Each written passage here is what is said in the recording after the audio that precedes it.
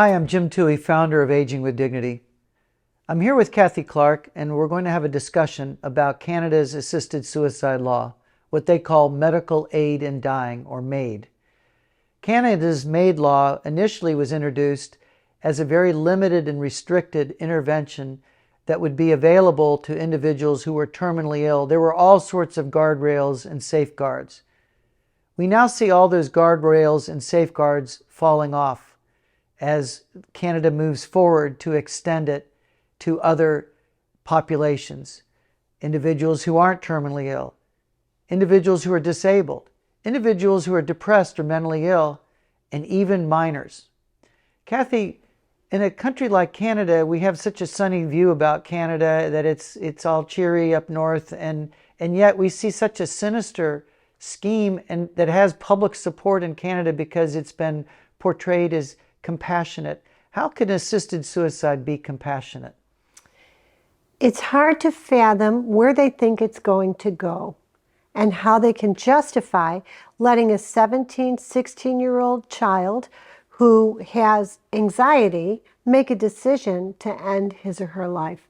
It's hard to fathom. That is coolness run amok. We're so cool because we believe this. We're so advanced, so next generation.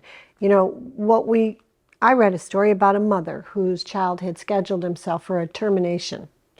And she fought so hard, they finally wouldn't touch his case, and they wouldn't do it because she was everywhere. Right.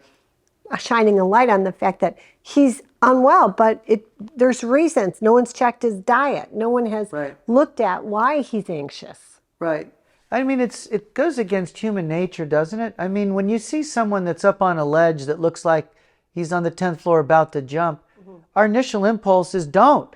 Life is good. Life is beautiful. Well, we can help you. You know, there's no problem too big that we can't address. Don't kill yourself. I mean, that's a human reaction. That's why when ambulances go by, they're trying to preserve life. That's the whole impetus is to preserve and protect life. This is what police do. That's why they run into buildings and try to save children when there's a shooter and so forth. It seems like all that's now being set aside to go, well, hold on. When you see the guy on the ledge, maybe he has his reasons. I'm not my brother's keeper. It seems like America is watching Canada, but unfortunately 10 states have already legalized assisted suicide in America, and other states are continuing to consider it year after year. It seems like it's getting more popularity because they always cite the horrific examples of people in intractable pain or that have ALS or some kind of terminal illness that we say, well, let's empower them to have control over this. Just seems like society is letting go of its responsibility to care for one another. And yet society really isn't doing it.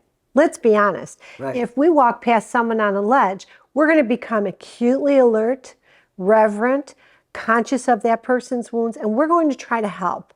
The vast majority of people, other than the empathy lackers whom Maggie cites, the vast majority of us are going to try to help. That's still very much there, isn't it? And I think that that's where artificial intelligence wants to take us, towards a feeling of we're not really needing humanity. But humanity will not let go of its obligations to each other. And movements like Aging with Dignity, our movement, and so many others of all faiths are standing in opposition just by their presence. Never mind the soup kitchens or the efforts that we make to console people. That's in direct conflict to this idea of you're not valuable because you're sick. I mean, hospice does a great job. And it's developed so well, but it's ignored. Well, they have the right to die. They do. They also have the right to experience the end of their life without pain. That's right. And to be accompanied and not be pushed out the door by relatives or do the decent thing. I mean, we can see that how it ran amok during COVID, where well-intended things had perverse results.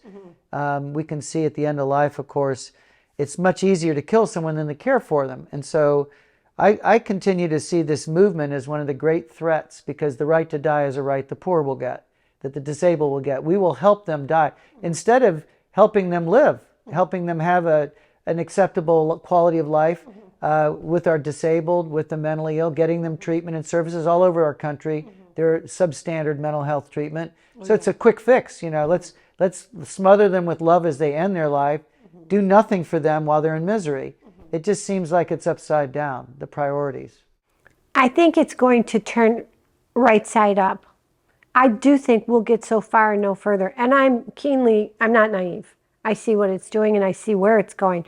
But how far will it go? It's up to us, largely to what you're doing, to the showing the contrast, being the contrast. I think it will right side up. I think it has to. Right.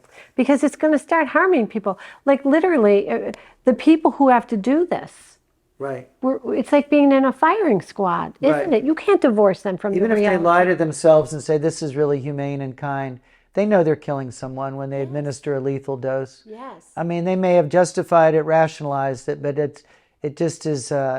It seems to go against all medical ethics when you're supposed to do no harm, and somehow we now explain that killing that patient, physician-assisted suicide, is somehow different. Now, physician-assisted suicide hasn't been approved by the medical societies yet, but I could just see how the algorithms and artificial intelligence will take the data of an individual's life and come out with a solution that says, yes, this person is unworthy of further medical care and attention. This is how health care will get rationed.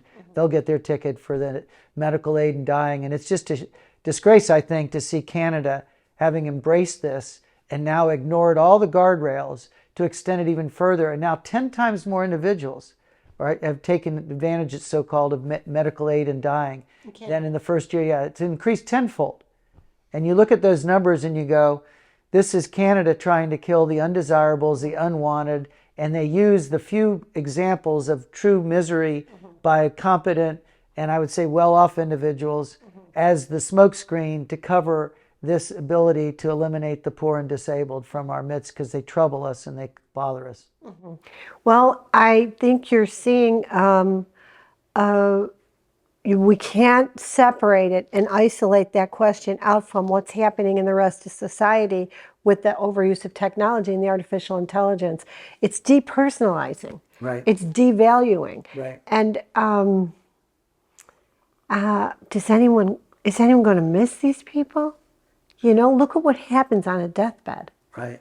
And we were talking about this earlier, the graces that come from helping someone die, the reverence. Right. That comes into the room, and the momentousness of what that person has an opportunity to leave to his or her family members. People will say 50 years later, here's what happened when my mom was dying. I've heard so many stories. I know you have too. Right. And she said this, and then this happened. This is like birth. Right. That's It's the same as birth. That's right. And everyone's got all these birth plans, which, us experienced mothers we're always like, that's pretty optimistic, but good luck. Hopefully it'll go your way. Right. And every birth is unique. That's part of the lore. Right. It's part of the transformation. Right. And it's part of God's creative majesty. I mean, there is a certain godlessness to this assisted suicide movement at a time when established religion is in a state of disrepute and they've lost the moral voice to really speak with authority because of their own transgressions. You see a godlessness that comes in that says, this is it. And when this life's over, it's done. Well, people of faith don't see it that way. We believe in eternity. We believe there is right and wrong. And I think Judeo-Christian tradition has been consistently opposed to suicide and seen it for what it is, and how dangerous it is for mankind. So hopefully America is going to learn from Canada's lesson and we can be a more humane country. What we're missing by doing that is, again, the story of how we coped. And that strengthens us. Here's how we coped with birth. Here's how we coped with death. You're just cutting that off. Right. And you're taking away people's opportunity to both experience it, cope, and then share that. Right. Share that. So what's that going to say? We're not equipped to die naturally. We have to be assisted. Right. And die quickly so that there's going to be a big gap in how we help people die. Right. It's self-determination run amok. Yeah. Well, Kathy, thank you. And for those of you watching in states that have movements afoot to legalize assisted suicide, I hope this program's informed your opinion a bit.